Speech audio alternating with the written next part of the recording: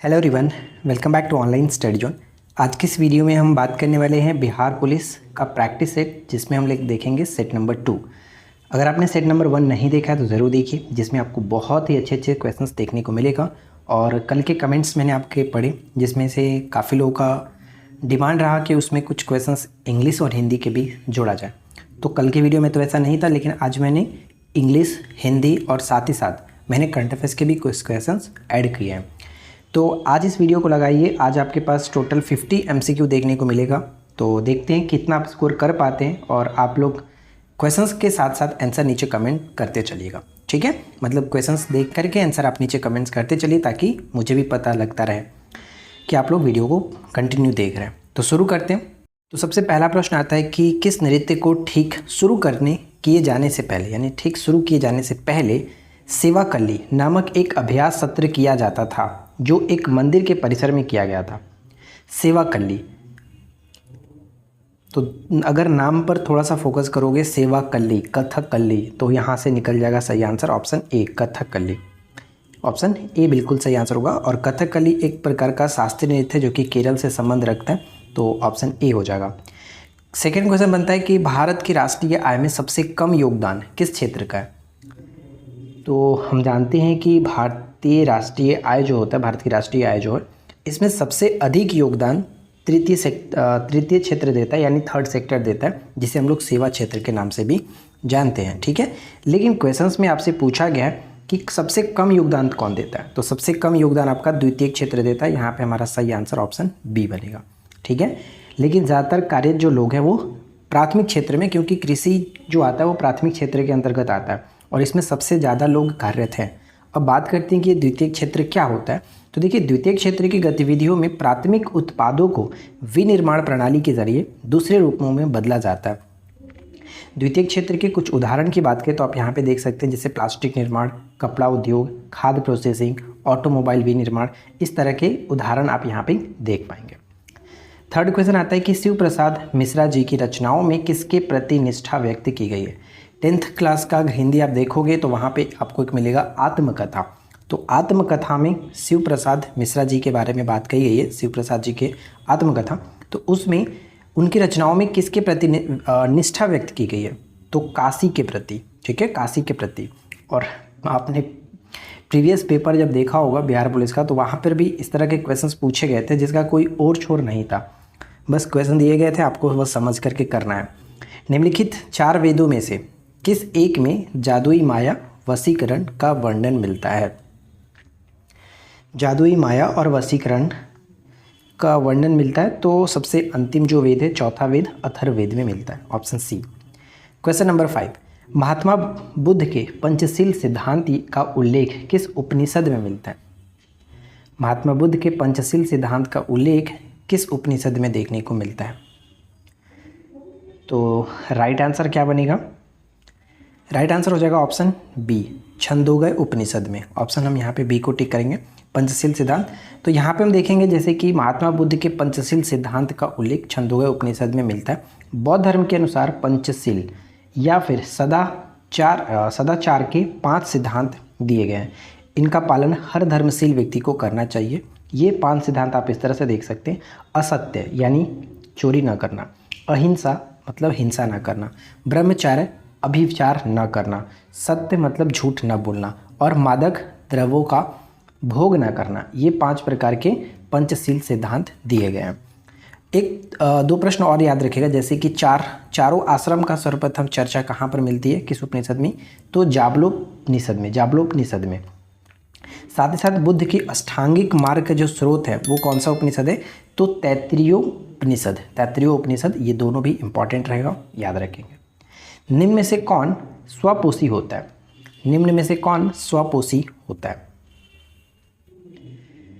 तो स्वपोषी की बात करें, यानी खुद अपना भोजन तैयार करता है, वो है आपका शैवाल, और शैवालों के अध्ययन को हम लोग फाइकोलॉजी के नाम से जानते हैं। आवर्त सारणी के प्रथम वर्ग के सदस्य कौन सा होता है। तो मैंने अभी कुछ दिन पहले ही आवर्त सारणी बहुत ही अच्छे तरीके से कंप्लीट करा है, तो आप लोग ज़रूर देख लीजिएगा आवर्त सारणी, क्योंकि डेफिनेटली साइंस में 1-2 क्वेश्चंस पूछ लिया जाता है आवर्त सारणी से। तो आप लोग आवर्त सारणी बाय ऑनलाइन स्टडी जोन लिख करके सर्च करेंगे तो आपको वीडियो मिल जाएगी। कोई भी टॉपिक आपके माइंड में हो इस तरह से लिख करके बाद में ऑनलाइन स्टडी में लिख लीजिए, हमारी वीडियो आपको मिलेगी। देखिए आवर्त सारणी के प्रथम वर्ग के सदस्य की बात करें तो आवर्त सारणी क्या होता है, सबसे पहले तो ये समझते हैं। जो हमारा हॉरिजॉन्टल लाइन जो होता है, इस तरह का जो लाइन है उसे हम लोग कहते हैं आवर्त, और ये जो होता है खड़ा खड़ा लाइन इसे हम लोग वर्ग कहते हैं। तो आवर्त सारणियों की संख्या 7 होती है और वर्गों की संख्या टोटल 18 होती है। तो पहला आवर्त की बात करते हैं, पहले आवर्त सारणी के प्रथम वर्ग, यानी ये बात की जा रही है प्रथम वर्ग जो है इसको क्या कहते हैं, इसे हम लोग क्षार धातु कहते हैं, यानी क्षारीय धातु कहते हैं। ऑप्शन बी होगा। और अगर दूसरा पूछा जाए, कोई अगर टिक किया होगा क्षारीय मृदा धातु, तो मैं आपको बता दूं कि जो दूसरा होता है उसे क्षारीय मृदा धातु कहते हैं। तो ये दोनों इंपॉर्टेंट रहेगा, दोनों याद रखेंगे। तो फिलहाल बी करेक्ट है, क्षारीय धातु। नेक्स्ट आता है कि ओंगी नामक आदिवासी समूह जो है निम्न में से किस केंद्र शासित प्रदेश में निवास करता है। ओंगी नामक आदिवासी समूह जो है वो किस प्रदेश में निवास करता है। तो करेक्ट आंसर अंडमान निकोबार द्वीप समूह यहाँ पे सही होगा, ऑप्शन सी। लेकिन खास करके अगर दोनों को डिवाइड करके देखें तो ये जो है ओंगी वो खास करके अंडमान द्वीप समूह के में पाया जाता है। 4 नेग्रिटो जनजातियों का निवास स्थान है, जैसे ग्रेट अंडमानीज, ओंगे, जारवा और सेंटिलीज। तो ज़्यादातर यही पूछा जाता है कि सेंटिलीज और जारवा जो जनजाति है वो किस क्षेत्र की है, तो अंडमान, ये याद रखेंगे। और निकोबार द्वीप समूह में 2 मंगलोइड जनजातियों का निवास स्थान है, जिसमें हम लोग सोम्पेन जनजाति और निकोबारी। तो सोम्पेन भी पूछा जाता है कि सोम्पेन कहाँ का है। अगर ऑप्शंस में दोनों अलग अलग हैं, अंडमान अलग दिया गया है और ऑप्शन अलग, मतलब अलग ऑप्शन में निकोबार है, तो वहाँ पे थोड़ा सा आपको दिक्कत होगा। दोनों को ध्यान में रखना है कि जारवा और सेंटिलीज जो है वो अंडमान में, लेकिन सोम्पेन जो जनजाति है वो आपका निकोबार में। ठीक है, तो ये ऑप्शंस पे डिपेंड करता है कि किस तरह से ऑप्शन दिया गया है। अगर एक ही में दिया गया तो फिर तो कोई दिक्कत ही नहीं है। अगला प्रश्न कि निम्नलिखित में से कौन दादा भाई नौरोजी के अपवहन सिद्धांत के विश्वास नहीं करता था। दादा भाई नौरोजी ने अपवहन सिद्धांत दिया था, तो बताइए कि निम्नलिखित में से कौन वो थे जो दादा भाई नौरोजी के अपवहन सिद्धांत में विश्वास नहीं करते थे। तो sir Syed Ahmad Khan, option D, sir Syed Ahmad Khan. Next आता है कि निम्नलिखित में से कौन सी दक्षिणी अफ्रीका की प्रशासनिक राजधानी है। तो दक्षिण अफ्रीका की प्रशासनिक राजधानी की बात कर रहा है, तो ध्यान से देखिएगा कि दक्षिण अफ्रीका की प्रशासनिक राजधानी, तो मैं आपको बता दूं कि दक्षिण अफ्रीका की 3 राजधानियां हैं। तो यहाँ पे हो जाएगा करेक्ट आंसर ऑप्शन सी, प्रिटोरियो। ठीक है, प्रिटोरियो को हम लोग कहते हैं प्रशासनिक राजधानी के रूप में, ऑप्शन सी। लेकिन दक्षिण अफ्रीका की 3 राजधानी शहर जो है, प्रिटोरियो प्रशासनिक राजधानी, केप टाउन हो गया संसद की सीट और विधायिक राजधानी, साथ ही साथ ब्लॉमफोटेन जो है ये आपका न्यायिक राजधानी हो जाता है। अगला प्रश्न हिंदी से प्रश्न है कि माता का आंचल, हिंदी से माता का आंचल सूरदास के पद से ये लिया गया पाठ के लेखक कौन है। माता का आंचल सूरदास के पद से लिया गया, इस पाठ के लेखक कौन है। तो शिवपूजन सहाय, ऑप्शन बी, शिवपूजन सहाय। अगला आता है कि निम्नलिखित में से कौन सा आर्थिक क्षेत्रकों का एक गलत युग्म है।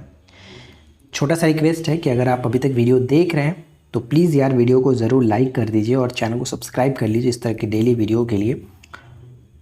तो यहाँ पे देखिए आर्थिक क्षेत्रकों के साथ गलत युग्म किया गया, जैसे कि मत्स्य तो प्राथमिक क्षेत्र के अंतर्गत आता ही है, सही है। परिवहन ये आपका तृतीय क्षेत्र के अंतर्गत आता है, ये हमारा गलत होगा, थर्ड सेक्टर के अंतर्गत। बैंकिंग तृतीय क्षेत्र, ये सही है। सॉफ्टवेयर कंपनी तृतीय क्षेत्र। तो यहाँ पे हम कह सकते हैं कि हमारा द्वितीयक ना होकर के तृतीयक होता है, इसलिए ऑप्शन हम बी को टिक करेंगे, जो कि गलत है। अगला प्रश्न, अंग्रेजी शासनकाल में भारत का कौन सा क्षेत्र अफीम उत्पादन के लिए प्रसिद्ध था।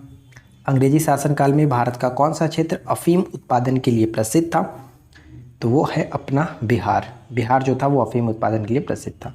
इनमें से कौन सा संसद का एक हिस्सा है लेकिन दोनों सदनों में से किसी का सदस्य नहीं है।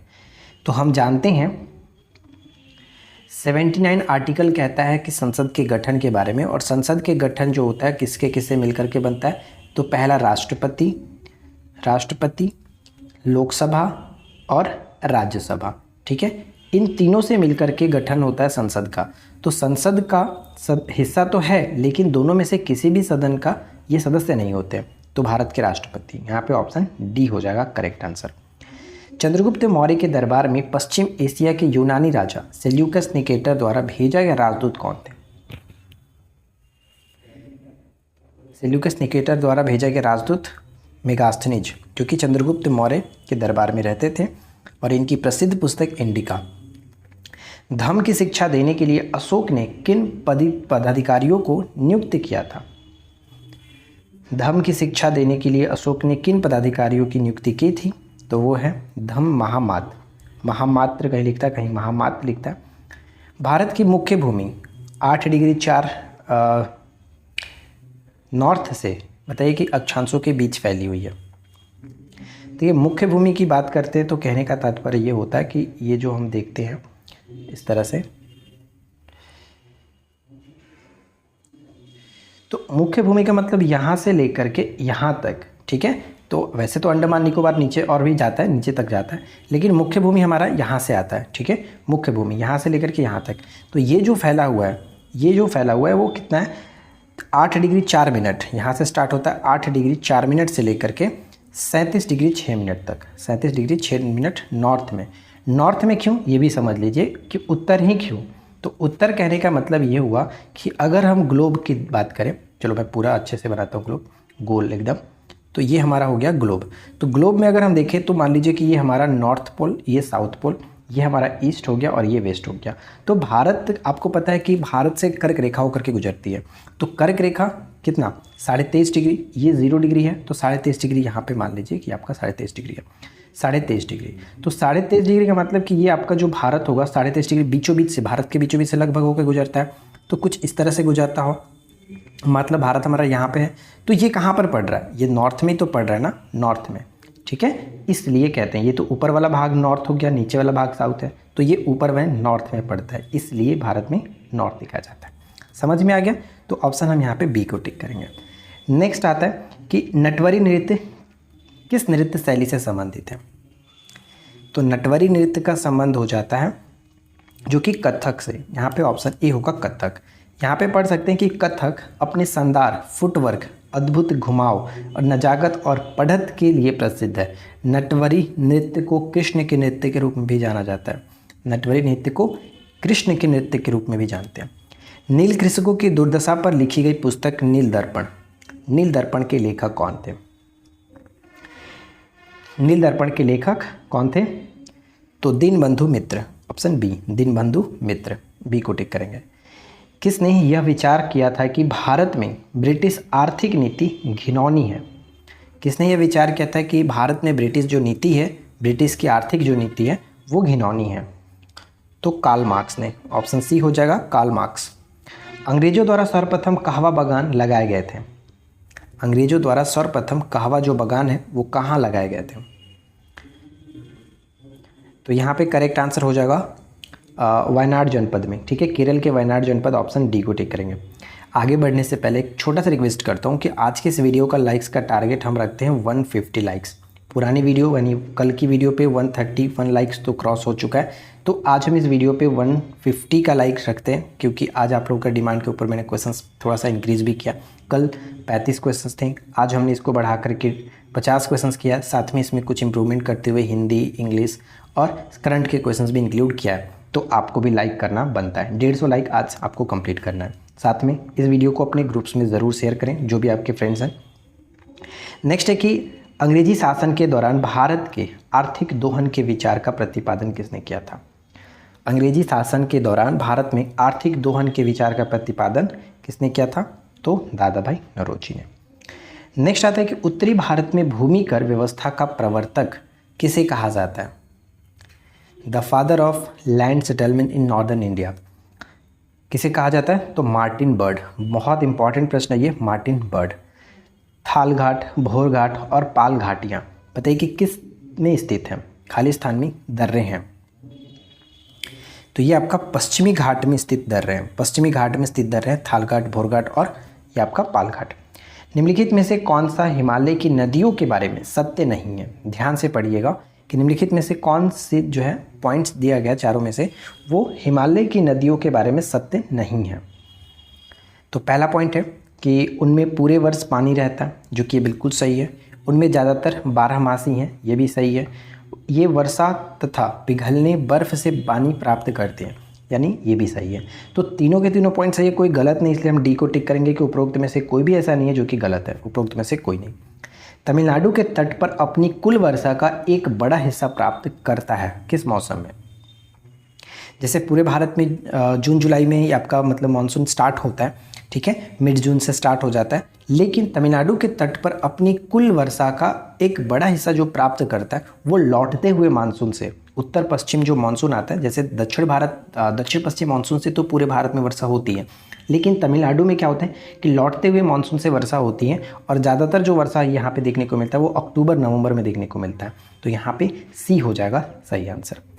विद्युत सेल की धातु की टोपी, ध्यान दीजिएगा कि विद्युत सेल जब आप देखते होंगे उसमें धातु की टोपी लगी होती है। आमतौर पर विद्युत सेल का टर्मिनल है, ये किस तरह का टर्मिनल है? बैटरी आप देखे होंगे उसमें आपको दिखता है ये पॉजिटिव टर्मिनल माना जाता है, तो ऑप्शन बी। निम्नलिखित में से कौन सा रोग विषाणुओं यानी वायरस के कारण नहीं होता है? वायरस जनित रोग नहीं है। तो निम्नलिखित में जो दिया गया है, आप यहाँ पे टाइफाइड देख रहे हैं, ये आपका बैक्टीरिया से होने वाला रोग है, यानी कि जीवाणु से होने वाला रोग है। बाकी पोलियो, चिकन पॉक्स, इन्फ्लुएंजा, ये सब वायरस के कारण होता है। और मैंने इस पर एक अलग ट्रिक की वीडियो भी बनाया है कि आप कैसे याद रख सकते हैं। भारतीय कृषि अनुसंधान संस्थान ने पराली जलाने से निपटान के लिए धान की कौन सी किस्म विकसित की है? पराली नहीं जलाने के लिए सरकार बोल बोल कर थक गई थी, लेकिन नहीं माना जा रहा था। लेकिन देखिए अब यहाँ पे क्या है कि एक नई किस्म ही विकसित कर दी गई, वो है आपका पूसा 2090। ये एक प्रकार का धान की किस्म है। यहाँ पे पढ़ सकते हैं कि पूसा 2090 भारतीय कृषि अनुसंधान संस्था द्वारा विकसित की गई धान की एक नई किस्म है। यह पूसा 44 और CB 501 जल्दी पकने वाली जैपोनिका चावल प्रजाति है का एक संकर है। ध्यान दीजिएगा यहाँ पे कि पूसा 2090 की खासियत क्या है, तो ये है कि 120 से 125 दिनों में पक जाती है। साथ ही साथ पूसा 44 की तरह ज़्यादा उपज देती है। पूसा 44 की तुलना में इसे कम पानी की ज़रूरत होती है, मतलब उससे थोड़ा सा ये अच्छा ही है। यह पराली जलाने की समस्याओं का समाधान करती है। इससे किसानों को अगली फसल के लिए खेत तैयार करने के लिए करीब 30 दिन का समय मिल जाता है। तो आप ये बस ध्यान रखिएगा कि ऐसे पूछा जा सकता है कि पूसा 2090 क्या है। हाल ही में चर्चा में करंट में पूछा जा सकता है, या फिर डायरेक्ट स्टैटिक के रूप में भी पूछा जा सकता है कि किसकी किस्म है। तो ये धान की किस्म है। भोजन के संबंध में गलत कथन की पहचान करें। भोजन के संबंध में गलत कथन की पहचान करें। तो ध्यान रखना है कि भोजन के संबंध में गलत कथन अगर हम देखा जाए तो भोजन एक प्रकार का कार्बनिक पदार्थ होता है, ना कि अकार्बनिक पदार्थ। तो ये पॉइंट हमारा गलत है और ऑप्शन ए को ही टिक करेंगे। यह रासायनिक प्रतिक्रियाओं से गुजरता है, यह कार्बनिक पदार्थ है, ये तो सही है। यह ऊर्जा उपलब्ध कराता है, ये सही है। लेकिन यहाँ पे ये अकार्बनिक पदार्थ है। वैसे ये क्वेश्चन ऐसे बनना नहीं चाहिए था, क्योंकि दोनों पॉइंट एक ही में दिया गया, तो ये ऐसा नहीं हो सकता था। लेकिन थोड़ा सा मिस्टेक हमसे हुआ, तो ये आप ध्यान रखेंगे बस कि भोजन एक कार्बनिक पदार्थ है, न कि अकार्बनिक पदार्थ। स्वतंत्रता सेनानी भगत सिंह, राजगुरु और सुखदेव को फांसी जो है वो बताइए कि निम्नलिखित में से किसकी हत्या के लिए दी गई थी? किसकी हत्या के लिए? तो सैंडर्स की हत्या के लिए ये दी गई थी, ऑप्शन ए। निम्नलिखित में से किसने भारत के वित्त मंत्री के रूप में कार्य किया? तो भारत के वित्त मंत्री के रूप में बताइए कि निम्नलिखित में से किसने कार्य किया? तो प्रणब मुखर्जी ने किया है। प्रणब मुखर्जी, ऑप्शन ए होगा। नेक्स्ट आते हैं कि समुद्री या फिर मरीन गोंडवाना जीवाश्म पार्क कहाँ अवस्थित है? समुद्री कह सकता है या फिर ऐसे लिख सकता है कि मरीन गोंडवाना जीवाश्म पार्क कहाँ स्थित है? तो ये आपका छत्तीसगढ़ में पड़ता है, ऑप्शन ए छत्तीसगढ़। पदार्थ में बताइए कि निम्नलिखित में से किसकी स्वतंत्र उपस्थिति के कारण पदार्थ विद्युत को सुचालक करता है? मतलब किसी वस्तु में, पदार्थ में विद्युत का जो सुचालन होता है वो क्यों होता है? उसमें उपस्थित इलेक्ट्रॉनों की स्वतंत्र उपस्थिति के कारण, ऑप्शन सी। नेक्स्ट है कि 1639 ईस्वी में अंग्रेज फ्रांसिस डे ने कहाँ के शासक से मद्रास को पट्टे पर लिया और वहाँ एक किलाबंद कोठी बनवाई? 1639 में अंग्रेज फ्रांसिस डे ने चंद्रगिरी के राजा से, ऑप्शन ए। महाबलीपुरम के रथ मंदिर का निर्माण किसने करवाया था? महाबलीपुरम की रथ मंदिर का निर्माण किसने कराया था? तो सही आंसर बनेगा नरसिंह वर्मन द्वारा। देखिए ध्यान दीजिएगा, कभी कभी क्या होता है नरसिंह वर्मन प्रथम, नरसिंह वर्मन द्वितीय भी लिख देता है, तो ये आपको याद रखना है कि रथ मंदिर है नरसिंह वर्मन प्रथम के द्वारा बनाया गया था। पल्लव शासक नरसिंह वर्मन प्रथम के द्वारा, जो कि 7वीं से 8वीं शताब्दी के बीच ये बना था। महाबलीपुरम के रथ मंदिरों का निर्माण पल्लव राजा नरसिंह वर्मन प्रथम ने करवाया। यह निर्माण 7वीं से 8वीं शताब्दी में हुआ। यह मंदिर परिषद प्रसिद्ध तमिल शैव संस्कृति यानी भगवान शिव को समर्पित है, शैव संस्कृति पर आधारित है। किसका शासनकाल तेलुगु साहित्य का क्लासिक युग माना जाता है? एकदम सिंपल सा क्वेश्चन, लेकिन बहुत इंपॉर्टेंट प्रश्न है, कई बार ये पूछा गया है। तो ध्यान रखेंगे कि तेलुगु साहित्य का क्लासिक युग कृष्णदेवराय को माना जाता है, जो कि एक तुलु वंश के शासक थे और इन्हें आंध्र भोज, आंध्र पितामह के नाम से भी जाना जाता था। बाबर ने अपनी आत्मकथा में कृष्णदेवराय को भारत का सबसे शक्तिशाली शासक भी बताया है, ये याद रखेंगे। ए सेंचुरी का निर्माण करती है। ए सेंचुरी का निर्माण कौन सी नदी करती है? आज ही मैंने मॉर्निंग में आपको भारत की नदियों से रिलेटेड वीडियो प्रोवाइड कराया था। उसमें मैंने आपको सब कुछ अच्छे से बताया था कि ए सेंचुरी क्या होता है, ए सेंचुरी का निर्माण कब होता है, नदियाँ किस तरह से बहेंगी तो ए सेंचुरी का निर्माण होगा। तो ये सब कुछ आप आज की मॉर्निंग वाली वीडियो देखिए, उसमें आपको मिलेगा। तो ए सेंचुरी जो है वो आपका करेक्ट आंसर होगा नर्मदा नदी और ताप्ती नदी। तो ए और बी दोनों सही आंसर बन जाता है। ल्यूकेमिया एक प्रकार का कैंसर है जिसमें असाधारण बढ़ोतरी होती है। तो सबसे पहले तो आपको याद रखना है कि ल्यूकेमिया एक प्रकार का ब्लड कैंसर है, रक्त में होने वाला कैंसर है, जिसमें असाधारण बढ़ोतरी होती है। क्या होता है? तो इसमें श्वेत रक्त कोशिकाओं यानी WBC की संख्या में बढ़ोतरी होती है। तो ऑप्शन डी हो जाएगा। The economic history of India के लेखक कौन है? The economic history of India के लेखक कौन है? तो सही आंसर बनेगा रमेश चंद्र दत्त, ऑप्शन बी। रमेश चंद्र दत्त जो है वो the economic history of India. बैंगनी क्रांति जिसे जम्मू कश्मीर में शुरू किया गया था को जाना जाता है किस रूप में? बैंगनी जो क्रांति है जम्मू कश्मीर में, इसे लेवेंडर क्रांति के नाम से जानते हैं, ऑप्शन ए लेवेंडर क्रांति। धुएं तथा कोहरे से बनी वातावरण में मोटी कोहरे की तरह परत क्या कहलाती है? धुएं तथा कोहरे से बनी वातावरण में मोटी कोहरे की परत को हम लोग एरोसॉल कहते हैं, एरोसॉल, ऑप्शन सी। किस राज्य में चौथे रुसोमा ऑरेंज फेस्टिवल 2024 का आयोजन किया गया? तो देखिए डायरेक्ट भी पूछा सकता है कि ऑरेंज फेस्टिवल किस राज्य में मनाया जाता है, किस राज्य में मनाया गया, तो ये नागालैंड का त्यौहार है और ख़ास करके इसका एक हॉर्नबिल जो है वो याद रखेंगे, हॉर्नबिल। भारत का पहला रिसर्च IIT सैटेलाइट कैंपस कहाँ स्थापित किया जाएगा? रिसर्च IIT सैटेलाइट कैंपस कहाँ स्थापित किया जाएगा? हमारे एप्लीकेशन पे आप जाइए, वहाँ पे ई बुक वाले सेक्शन में जा कर के वहाँ पे जितनी भी PDF दी गई है आप उन सभी PDF को देख सकते हैं, पढ़ सकते हैं। और ई बुक में जो हमने करंट अफेयर्स प्रोवाइड आपको कराया है जनवरी से अभी तक मई तक मैंने करा दिया, आप जा कर के वहाँ पे देख सकते हैं। और जून का मैं सैटरडे को वहाँ पे अपलोड कर दूंगा। तो जून का PDF भी करंट अफेयर्स का हैंड राइटिंग नोट्स वाला जो हमारा करंट अफेयर्स है आप उसको डाउनलोड कर पाएंगे। तो सबसे पहले एप्लीकेशन डाउनलोड करिए, इस वीडियो के नीचे डिस्क्रिप्शन में एप्लीकेशन हमारा दिया गया, वहाँ पे बहुत सारे कोर्सेज भी हैं, आप जा कर के देख सकते हैं अपने अकॉर्डिंग, अगर आपको लगे तो आप ज्वाइन कर सकते हैं। तो रिसर्च IIT सैटेलाइट कैंपस कहाँ स्थापित है? तो ये आपका उज्जैन में स्थापित होगा, ऑप्शन डी उज्जैन। जनवरी 2024 के हाल ही में उड़ीसा के संबलपुर में सनलही मंदिर परियोजना का उद्घाटन हाल ही में किसके द्वारा किया गया? संबलपुर में सनलही मंदिर परियोजना का उद्घाटन हाल ही में किसके द्वारा किया गया? तो नवीन पटनायक जी के द्वारा किया गया था, तो ऑप्शन ए। अब यहाँ पे देखिए क्वेश्चन है जो कि इंग्लिश से है कि आपको एंटोनिम्स बताना है, जो कि विपरीत शब्द जिसको कहते हैं। रस का क्या होगा?